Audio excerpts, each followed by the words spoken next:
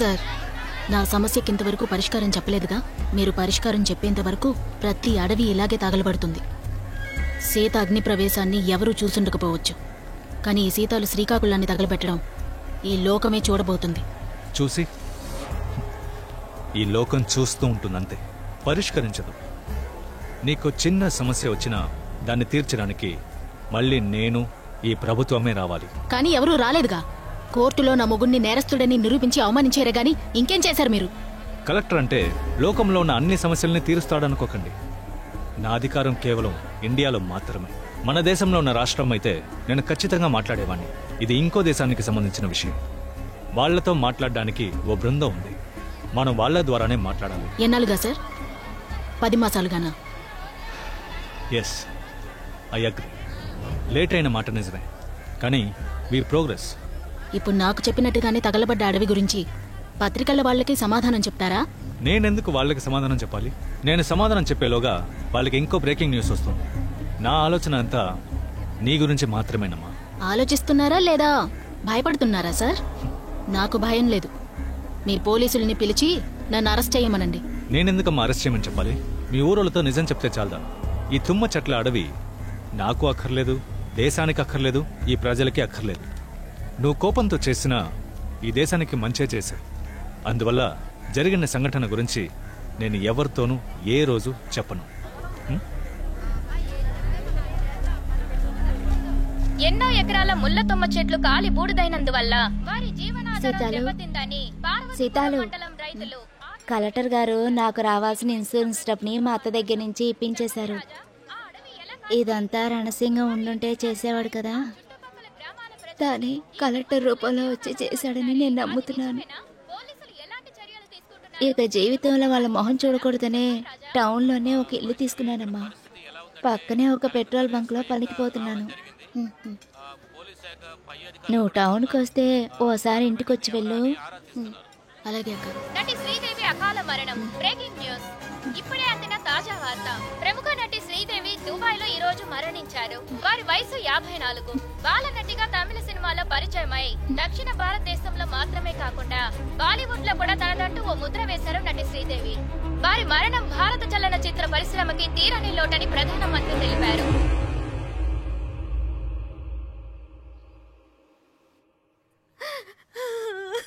అమ్మా, ఇప్పుడు ఎందుకలా ఏడుస్తున్నావు? నాన్న, నేను అమరావతికి వెళ్తాను. నువ్వు అత్తయ్యని, మావయ్యని, మళ్ళీని వచ్చి అప్పుడప్పుడు చూసుకో. నువ్వు ఒంటరిగా వెళ్ళడానికి వీల్లేదు. మావయ్యని తోడు తీసుకెళ్ళు. అన్ని చోట్లకి తోడు తీసుకుని వెళ్ళలేం మళ్ళీ. ఏదో ఒక నాటికి ఒంటరిగా వెళ్ళి తీరాల్సిందే. నేను వెళ్తాను.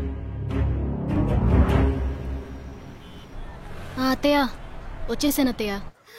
ఇప్పుడు ఎందుకు ఏడుస్తున్నారు? నేను చూసుకుంటానులేండి. ఇక్కడున్న వాళ్ళు మనుషులే కదా. నేను తర్వాత మాట్లాడతాను. జాగ్రత్త తల్లి.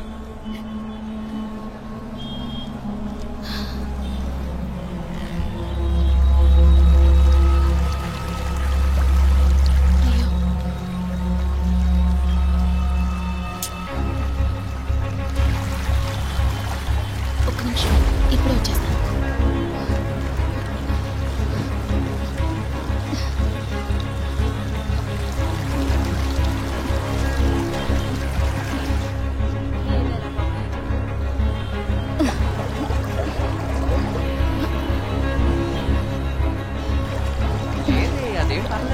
నేను ఆఫీస్కి ఫోన్ చేస్తాను. ఏమా బిడ్డను నడు రోడ్డు మీద వదిలేసి ఏం చేస్తున్నామా? లేదన్నా, నీళ్ళు అనవసరంగా ఊరికి పోతా ఉంటే ఇలా బిడ్డను వదిలేసి నా ప్రాణం తీస్తావా? నీరు లేక ఎన్నో ఊళ్ళు ఎంతో కష్టపడుతున్నాయి. నువ్వు సమస్య చేయడానికి నీ బిడ్డ నా బండి కింద పడి చావాలా? దయచేసి నన్ను క్షమించండి. ఎందుకమ్మా క్షమించాలి? బ్రదర్, ఆవిడ చెప్తున్నారు కదా. హలో, ఎవరు నువ్వు? అసలు ఇక్కడ ఏం జరిగిందో నీకు తెలుసా?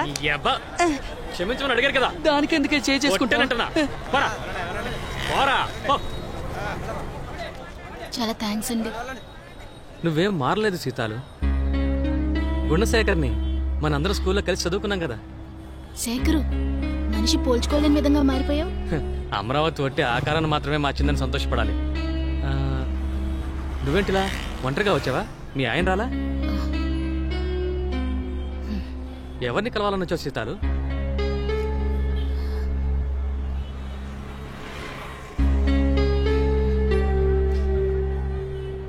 సరే కానిలే, నువ్వు పద.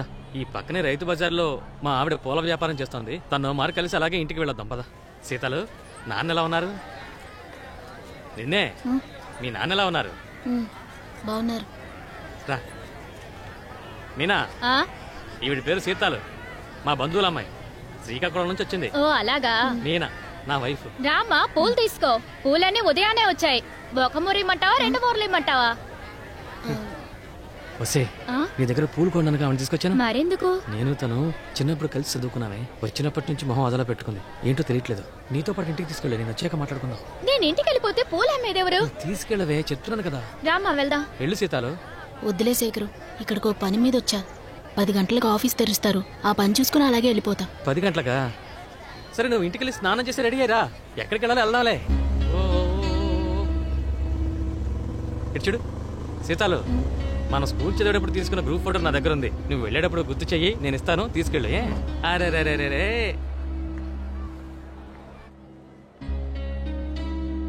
సార్, ఎక్స్టర్నల్ అఫైర్ ఆఫీసర్ని కలవాలి. క్యూలో చాలా మంది ఉంటారు, అక్కడికి వెళ్ళి నిల్చో. అలాగే. చూడు చూడు చూడు చూడు, మావయ్య చూడు, మావయ్య చూడు, ఇటు మావయ్య చూడు. అది నవ్వుతుంది బంగారం. పేరు జయరామ్. ఎక్కడి నుంచి వస్తున్నారు? ఇమిగ్రెంట్ డిపార్ట్మెంట్ లాస్ట్ క్యాబిన్కి అలాగే అండి.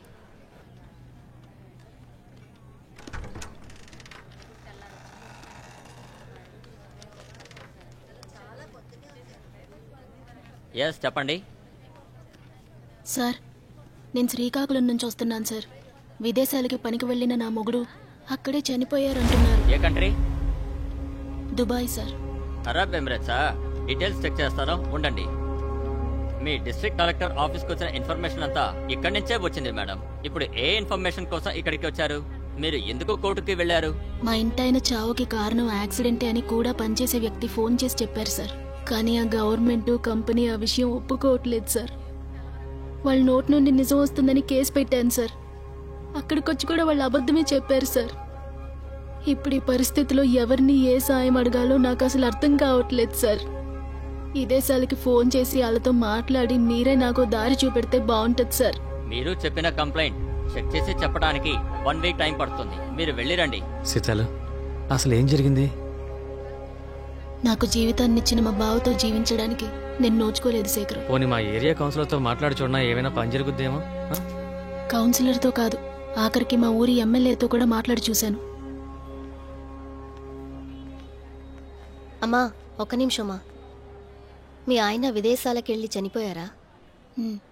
ఇక్కడ నుంచి 3 కిలోమీటర్ల దూరంలో ఇలాంటి విషయాలకి సంబంధించిన మైగ్రెంట్ రిసోర్స్ సెంటర్ అనే ఒక ఆఫీస్ ఉంది. అక్కడే విదేశాల్లో చనిపోయిన వారిని ఇండియాకి తీసుకురావడానికి సాయం చేస్తారు. సార్ సార్ సార్, నేను శ్రీకాకుళం నుండి వచ్చాను సార్. చెప్పండి సార్. మీ ఆఫీస్కి వెళ్ళాం, వాళ్ళు ఇక్కడికి పంపించారు. ఏంటి, అబ్రాడ్ లోడ్ ఎత్తా? అవును సార్. ఇప్పుడు ఆ విషయాన్ని మేము డీల్ చేయట్లేదే, వాళ్ళే డీల్ చేస్తున్నారు. అలాంటప్పుడు ఎక్కడికి ఎందుకు పంపించారు? ఇంకోసారి అక్కడికి వెళ్ళండి. సార్, అక్కడికి వెళ్ళే వస్తున్నాం సార్. ఏమండి, వాళ్ళు అలాగే చెప్తారండి. మీరు పని చేయండి, అక్కడ టర్బన్ కట్టుకుని సింగో కైన ఉంటాడు, వెళ్ళి ఆయన కలవండి. సార్, మమ్మల్ని ఆయన ఇక్కడికి పంపించారు సార్. అక్కడ 10-15 మంది సింగులు ఉంటారు. నేను చెప్పేది రాజేంద్ర సింగ్ IAS. వెళ్ళి ఆయన కలవండి. నువ్వు వెళ్ళి దాక్కుంటే వదిలేస్తా అనుకున్నావా? వెళ్దాం పద సీత.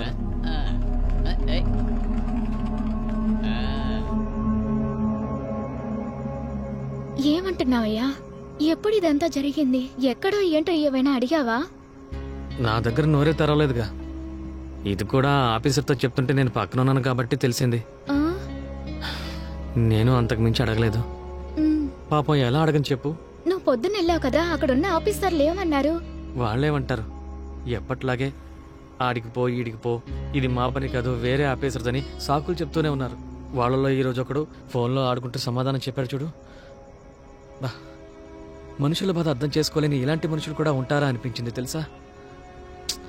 అసలు ఈ గవర్నమెంట్లో ఇన్ని డిపార్ట్మెంట్లు ఉన్నాయి కదా, అవన్నీ మళ్ళంటి వాళ్ళు అక్కడికి పోతే మన సమస్యలను తీర్చడానికి కాదు కాబోలు, ఆడికిపో ఈడికిపో అని ఏవేవో సాకులు చెప్పి ఊరికే మనల్ని తిప్పించడానికి.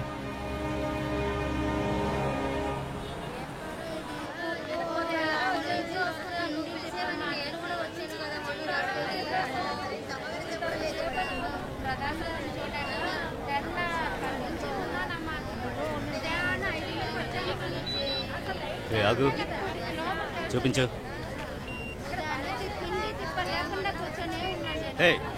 ఇది ఏంటిది? సార్ తాయితు సార్, తాయితు సార్, తాయితే సార్. సరే ఓ సమస్యలకు పరిష్కారం కోసం వచ్చేవాళ్ళు ఏం తెచ్చేస్తారని జల్లెడ పట్టి వెతుకుతున్నారు. అయ్యా 6 మాసాలుగా పెన్షన్ రాలేదయ్యా, మీరే ఇప్పించాలయ్యా, మీకు పుణ్యం ఉంటుంది అయ్యా. మీరు వెళ్ళండి. పిటిషన్ ఎక్కడమ్మా? సార్ ముఖ్యమంత్రి గారిని కలిసి పిటిషన్ ఇవ్వాలి సార్. మరెందుకమ్మా వరుసలో వచ్చి నుంచున్నా? సార్ నా భర్త దుబాయ్ లో ప్రమాదంలో. ఎక్కడ జరిగితే నాకేంటి, ఎవరు చస్తే నాకేంటి, ఏదైనా పిటిషన్ లో రాసి ఉదయాన్నే ఎందుకమ్మా బుర్ర తింటావు? వెళ్ళమ్మా. చెప్తున్నారు కదా వెళ్ళమ్మా. ఒక్క నిమిషం సార్, సార్ పని కోసం దుబాయ్కి వెళ్ళి ఈవిడ భర్త అక్కడ చనిపోయారు సార్. హలో చెప్తున్నారు నీకు విడిగా చెప్పాలా? వెళ్ళవయ్యా. సార్ నేను పిటిషన్ అన్ని చోట్ల ఇచ్చాను సార్. పోలీస్ అమ్మా, ఏం చేయండి? పిటిషన్ అన్ని చోట్ల పంపించండి. ఇచ్చానమ్మా. ముఖ్యమంత్రి గారిని కలిసి మాట్లాడాలి. నీకోసారి చెప్తే అర్థం కాదా? వెళ్ళవమ్మా. సార్, సార్, సార్, కోపడండి మేడం, నేను ప్లీజ్ చెప్తాను. సార్, మీరే ఏదో ఒకటి చెయ్యండి సార్. Sir, please. సీత, వదలండి. ఇక్కడ ఎంతమందికి అన్ని పిటిషన్లు ఇచ్చినా అవి చెత్త పుట్లోకే వెళ్తాయి. ముఖ్యమంత్రి గారిని కలుసుకోకుండా నేను ఇక్కడ నుంచి వెళ్ళను. నా బావని మా ఊరికి రప్పించుకోవాలి. వదలండి, వదలండి. సార్, మేడం మేడం మీరే నేను ఏదో ఒకటి తీసుకెళ్తాను చెయ్యండి సార్. మేడం, నేను ప్లీజ్ సార్, తీసుకెళ్తాను. సార్. కొంచెం second madam. Sir, sir, please sir. చూడండి, మనుషులు ఎలా తోసేస్తున్నారు. అయ్యా, దయచేసి నో సెకండ్ అయ్యా. నేను చెప్పేది అయ్యా. నా బావని మా ఊరికి తెచ్చుకోవాలయ్యా. నేను ముఖ్యమంత్రి గారిని కలవాలి శేఖరు. నా బావని నేను కలవాలని చెప్పు శేఖరు. నా బావని అలాగే పంపించండి. అలాగే అలాగే ఏదో ఒకటి చేయండి. అయ్యో, నేను చెప్పేది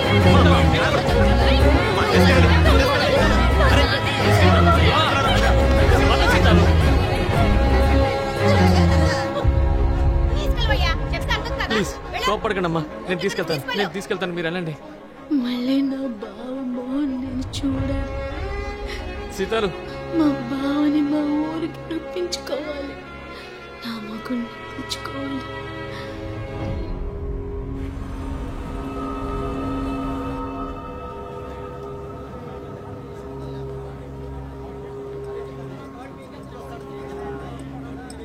సీతాలు చంటిదానికి గొంతు ఎండిపోతుంది.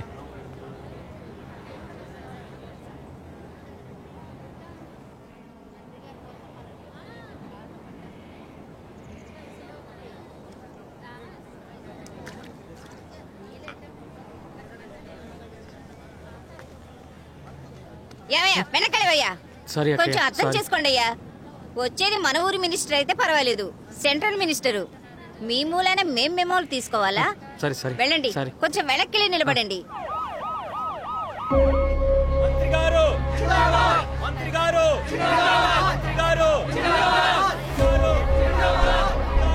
ఏయ్, ఎక్కడికి? ఏయ్, సీతాలు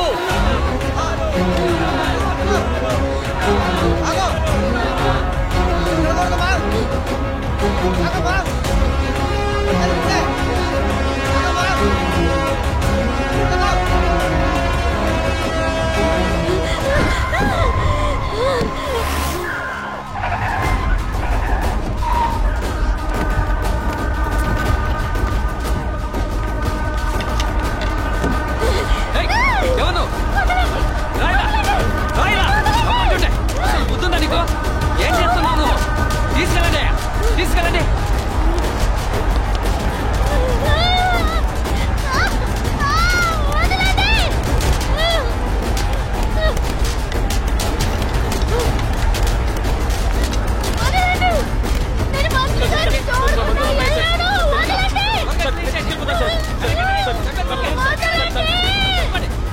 నేను మంత్రి గారిని చూడాలి. వదలండి.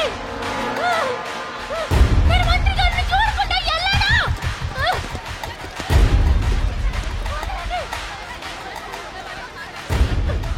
వదలండి, ఆవిడ్ని వదలండి. తప్పుకోండి. Leave her. వదలండి, లీవ్ హర్. ఎన్నమ్మా, ఎన్నాச்சு? సడన్ గా ఇలా బండికి అడ్డం పడేంత కష్టం ఏమొచ్చిందమ్మా నీకు? ఏ ఊరు, ఏ గ్రూపు, ఎన్న ప్రొటెస్ట్ కోసం ఈ పని చేశారు? உங்க கோரிக்கனி ஒரு பெட்டிஷன்ல రాసివ్వండి. ఎన్నాళ్ళ ముడింజదా నేను కన్ఫర్మ్ గా చేస్తాను. నీ కోరిక ఏంటి? నా మొగుడు నాకు కావాలి. I don't get you. అర్థం కాలేదు. ఈ అమ్మాయి భర్త 4 ఏళ్ల క్రితం పని కోసం దుబాయ్కి వెళ్ళాడండి. వెళ్ళిన చోట 10 నెలల క్రితం యాక్సిడెంట్ అయ్యి చనిపోయాడు మేడం. ఆయన బాడీని ఇండియాకి తేవడానికి ఎంతో ప్రయత్నించాం, కానీ వీలు కాలేదు. మా సీతాల అందరికీ పిటిషన్ ఇచ్చింది, అన్ని ఆఫీసులు ఎక్కి దిగింది. ఇక చివరిగా ముఖ్యమంత్రి గారిని కలిసి ఆయనకి పిటిషన్ ఇద్దామని ప్రయత్నించింది మేడం. ఆ ప్రయత్నం కూడా బెడిసి కొట్టడంతో ఇలా మీ కారు కడ్డంగా. I'm so sorry. One second. Officers, send everyone back. ఎల్లారం బ్యాక్ పోంగ. Send everybody back. అందరినీ వెళ్ళమనండి. Go back. నేను ఇవిడతో విడిగా మాట్లాడాలి. పోంగ. Go back. మీ ఇమోషన్స్ నాకు అర్థమవుతున్నాయి. ఆనా నేను ఒక డిఫెన్స్ మినిస్టర్ని, ఐ మీన్ రక్షణ శాఖ మంత్రిని. నువ్వు వేరే మినిస్టర్ని కలవాలి. అప్పుడు వాళ్ళు ఎవరు ఏంటని కనిపెట్టి వాళ్ళ కారు కడ్డంగా వెళ్ళి చావచ్చు కదా, నా బండి కింద ఎందుకు పడి చేస్తున్నావని అడుగుతున్నారా మేడం? సీతాల, ఏంటి సీతాల ఇది? సార్ పర్వాలేదు. పాపం ఈవిడ ఎంతలా తిరిగారో అర్థమవుతోంది. నేను నీకు హెల్ప్ చేయాలనుకున్నా కూడా కన్సర్న్ డిపార్ట్మెంట్ ఆఫీసర్స్ ఎల్లారమే వాళ్ళ డిపార్ట్మెంట్ మినిస్టర్స్ చెప్తేనే హెల్ప్ చేస్తారు. Anyway, I will try to solve your problem in whichever way possible. Okay officer, ఆవిడ మీద ఏ యాక్షన్ తీసుకోకండి. No enquiries, no follow ups. Do you understand? Madam ఇవిడ్ని please. ఆవిడ ఏదో ఒక గ్రామం నుంచి ఇంత దూరం తన హస్బెండ్ కోసం పోరాడి వచ్చారు. அவருக்கு சரியான பதில் சொல்ல என்கிட்ட ఆన్సర్ இல்ல. కనీసం మనసాక్షి ఉంది కదా. మీకు పవర్ ఉంది కదా అని ఇలాంటి అమాయకుల దగ్గర చూపించకండి. పోంగ. Okay madam. Joseph, phone. నీ నంబర్ తనకిచ్చి తన నంబర్ నువ్వు తీసుకో. ఓకే రామ్మా.